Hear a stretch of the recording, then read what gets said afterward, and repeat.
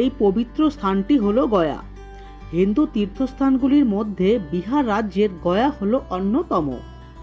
হিন্দু সম্প্রদায়ের মধ্যে অনেক মানুষ এখানে আসেন তাদের পিতৃপুরুষদের মুক্তি লাভের আশায় পিণ্ডদান করতে।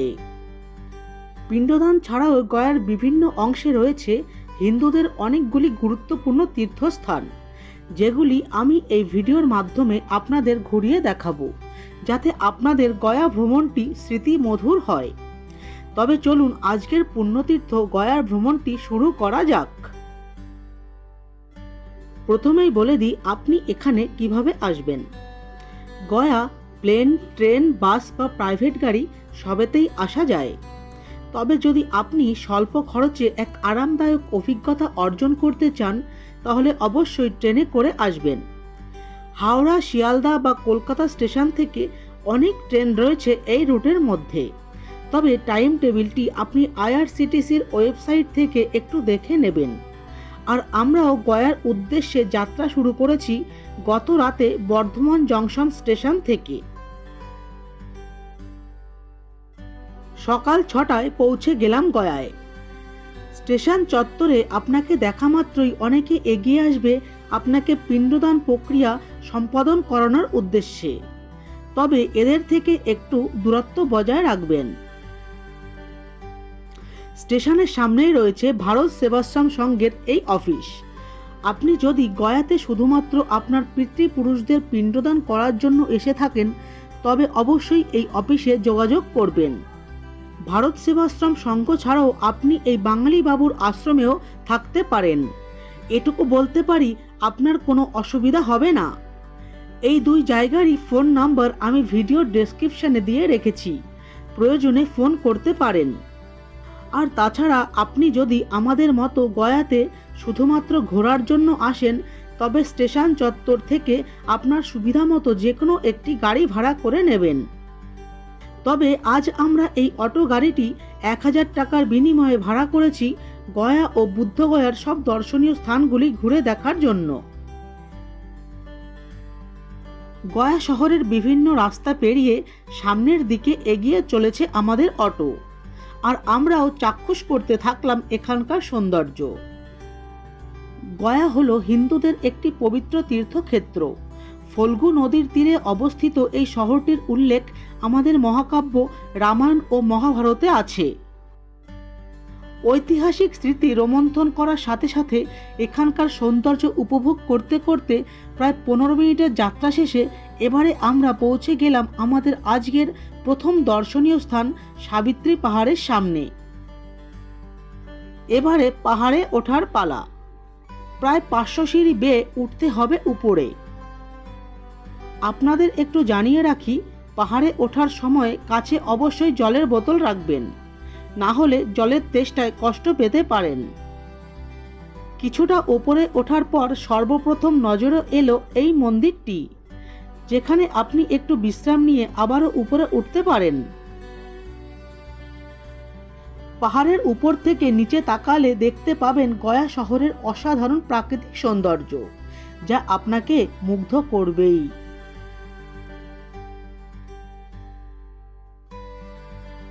পাহাড়ের উপরের অংশে রয়েছে এই ছোট্ট গুহাটি, যেখানে মহিলারা এর ভেতরে প্রবেশ করে সন্তান মানত করে থাকেন। পাহাড়ের উপরে রয়েছে এই সাবিত্রী মায়ের মন্দির।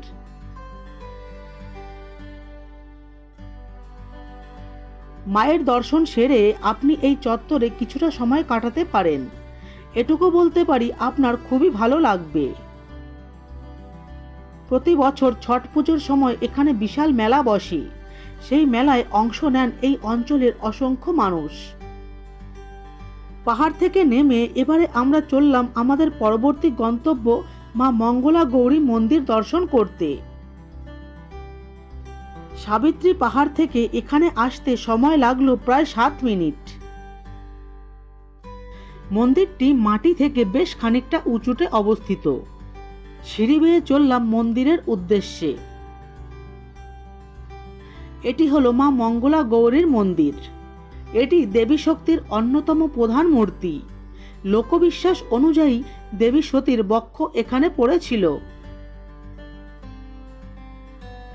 মন্দিরটি বেশ ছোট, একজন বা দুজনের বেশি এখানে প্রবেশ করা যায় না। তবে এখানকার পরিবেশটি বেশ সুন্দর, আর মন্দিরটিও বেশ পরিষ্কার ও পরিচ্ছন্ন।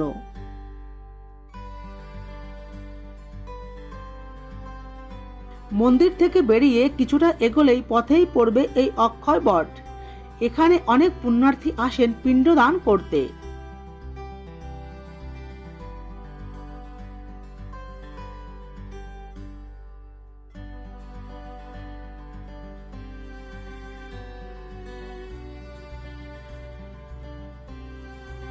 অক্ষয় বট দেখে এবারে আমরা চললাম আমাদের পরবর্তী গন্তব্যের উদ্দেশ্যে।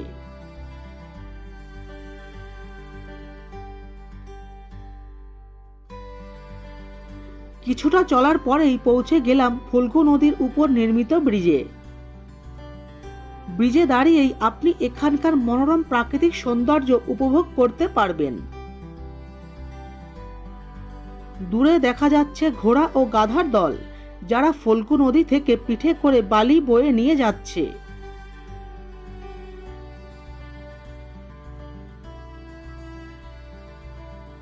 ইনি হলেন আজ আমাদের গয়ার ভ্রমণ সঙ্গী। খুবই ভালো ও মিষ্টভাষী এই মানুষটির ভালো নাম আমার জানা নেই, তবে ডাক নাম ছোট্টু।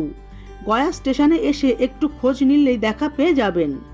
তবে প্রয়োজন হলে আপনি সারাদিনের জন্য এই অটোটি বুক করতে পারেন। ব্রিজের নিকটবর্তী দর্শনীয় স্থানটি হলো সীতা কুণ্ড। এখন আমরা সেখানেই প্রবেশ করছি।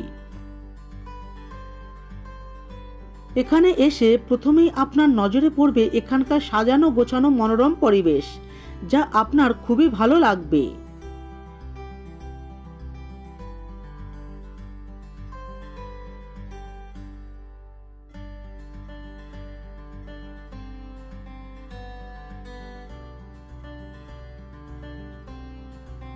এটি হলো সেই বিখ্যাত জায়গা যেখানে মাতা সীতা শ্রী রামচন্দ্রের অনুপস্থিতিতে রাজা দশরথের মৃত্যুর পর তার উদ্দেশ্যে পিণ্ডদান করেছিলেন। সীতাকুণ্ডের পাশ দিয়ে বয়ে চলেছে এই ফল্গু নদী, যা এই জায়গাটিকে এক অনন্য মাত্রা প্রদান করেছে। চাইলে আপনিও এই শান্ত স্নিগ্ধ পরিবেশে কিছুটা সময় কাটাতে পারেন। এটুকু বলতে পারি আপনার খুবই ভালো লাগবে। সীতাকুণ্ড থেকে বেরিয়ে এবারে আমরা চললাম ফল্গু নদীর অপর প্রান্তে আমাদের পরবর্তী গন্তব্যের উদ্দেশ্যে।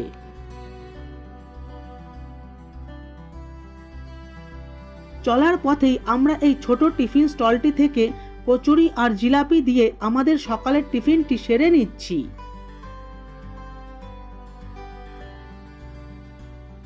টিফিন সেরে এবারে আমরা চলে এলাম গয়া মহাশ্মশানের সামনে।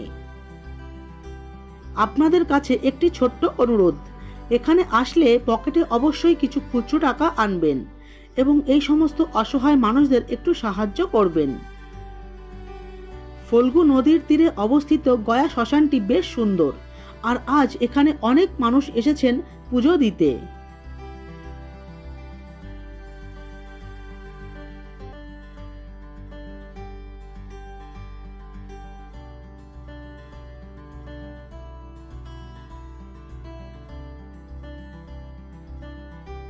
শ্মশান থেকে বেরিয়ে এবারে আমরা পায়ে হেঁটেই চললাম গয়ার বিখ্যাত বিষ্ণুপাদ মন্দিরের উদ্দেশ্যে। এটি হলো সেই বিখ্যাত বিষ্ণুপাদ মন্দির। এই মন্দিরেই রয়েছে ভগবান শ্রী বিষ্ণুর পাদচিহ্ন। রামায়ণ ও মহাভারতে গয়া ও এই মন্দিরের উল্লেখ আছে। ঐতিহাসিক বিবরণী থেকে জানা যায়, গয়াসুরের উপর ক্রোধান্বিত হয়ে ভগবান শ্রী বিষ্ণু তার মস্তকে পা রেখে এখানেই তাকে পাতালে প্রবেশ করিয়েছিলেন। সেই সময় থেকে আজ পর্যন্ত প্রতিদিন এখানে ভগবান শ্রী বিষ্ণুর পুজো করা হয়। আর তাছাড়া গয়াসুরের ইচ্ছাতেই সারা বছরই এখানে হিন্দু ধর্মের লোকেরা আসেন তাদের পিতৃপুরুষদের উদ্দেশ্যে পিণ্ডদান করতে। আর তাই আপনি এই চত্বরে দেখতে পাবেন অনেক মানুষদের, যারা এখানে পিণ্ডদান করছেন।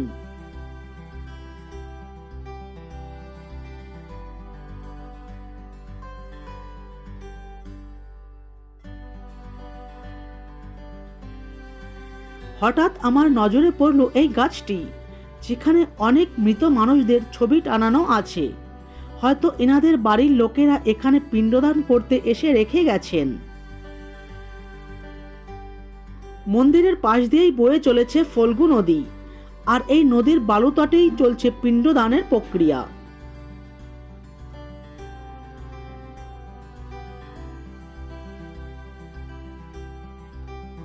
ফল্গু নদীতে সারা বছরই হাঁটু পাতার কম জল থাকে। পায়ে হেঁটেই পার হওয়া যায় নদীর একুল থেকে ওকুল। কথিত আছে মাতা সীতা শ্রীরামচন্দ্রের অনুপস্থিতিতে এখানে এসে রাজা দশরথের উদ্দেশ্যে যখন পিণ্ডদান করছিলেন, তখন সাক্ষী ছিল বটগাছ, ফল্গু নদী, তুলসী ও ব্রাহ্মণ। পরে শ্রীরামচন্দ্র ফিরে এলে মাতা সীতা তাকে সব কথা খুলে বলেন। সেই সময় শ্রীরামচন্দ্রের চরণস্পর্শের লোভে বটগাছ ছাড়া বাকিরা মিথ্যা সাক্ষী দেন। এতে মাতা সীতা ক্রোধান্বিত হয়ে ফল্গু নদী, তুলসী ও ব্রাহ্মণকে অভিশাপ দেন। তারপর থেকেই স্রোতস্বিনী ফল্গু নদী অন্তস্থ লীলা হয়ে যায়, আর তুলসী যেখানে সেখানে জন্মায়। আপনারা দেখুন, আমার বাবা আমায় ফল্গু নদীর অন্তস্থ লীলা দেখাচ্ছেন।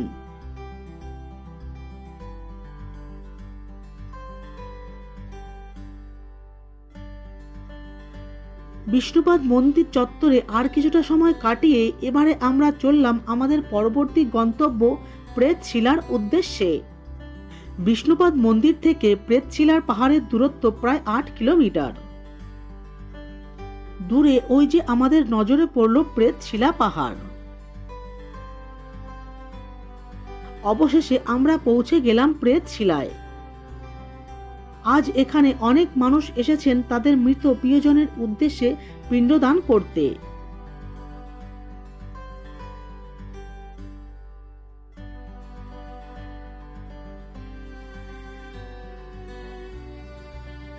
একটু এগোতেই নজরে পড়ল এই গাছটি, যেখানে 24 ঘন্টাই আগুন জ্বালানো থাকে।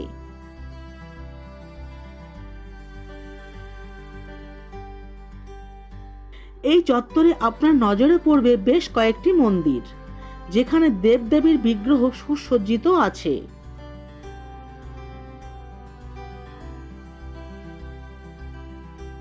এবারে সিঁড়ি বেয়ে চললাম পাহাড়ের উপরের দিকে। পাহাড়ে ওঠার বিভিন্ন অংশে আপনি দেখতে পাবেন অনেক গাছে অস্বাভাবিকভাবে মৃত ব্যক্তিদের ছবি ঝোলানো আছে, যেখানে তাদের পিণ্ডদান করা হয়, যা দেখে সত্যি আমার একটু ভয় ভয় লাগছে।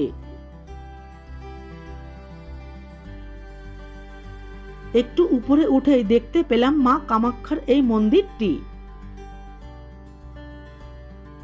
মায়ের দর্শন সেরে আবারও চললাম পাহাড়ের উপরের দিকে। এই পাহাড়ে মোট 676টি সিঁড়ি আছে। তবে এই গা ছমছম করা পরিবেশের মধ্যে দিয়ে সিঁড়ি বেয়ে পাহাড়ের ওঠার অভিজ্ঞতা সত্যি অসাধারণ, যা এখানে না এলে বোঝা যাবে না।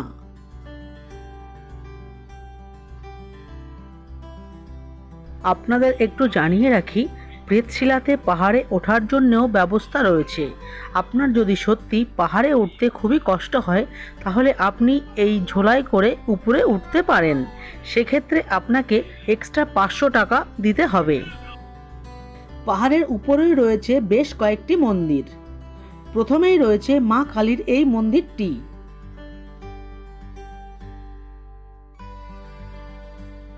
মা কালী মন্দিরের সামনে একটু এগোতেই ভগবান শ্রী বিষ্ণুর এই মন্দিরটি রয়েছে। এখানেও পিণ্ডদান করা হয়।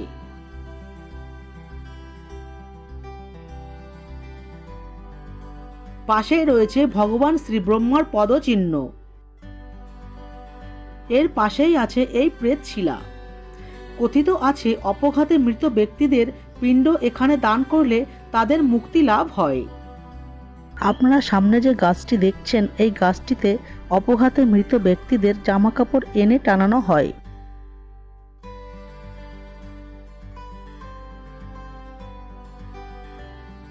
প্রেতশিলা পাহাড়ে আর কিছুটা সময় কাটিয়ে এবারে আমরা চললাম বুদ্ধগয়া শহরের উদ্দেশ্যে। বুদ্ধগয়া ভ্রমণটি দেখতে হলে উপরে আই বাটনে ক্লিক করে ভিডিওটি দেখে নিতে পারেন। এটুকু বলতে পারি আপনার খুবই ভালো লাগবে। গয়া ভ্রমণের প্রথম পর্বটি আজ এই পর্যন্ত। ভিডিওটি ভালো লাগলে অবশ্যই একটু লাইক, কমেন্ট এবং শেয়ার করবেন। আর আপনি যদি এই চ্যানেলে নতুন হন তবে আরও ভালো ভিডিও পেতে চ্যানেলটিকে সাবস্ক্রাইব করে পাশে থাকা বেল আইকনটি প্রেস করবেন।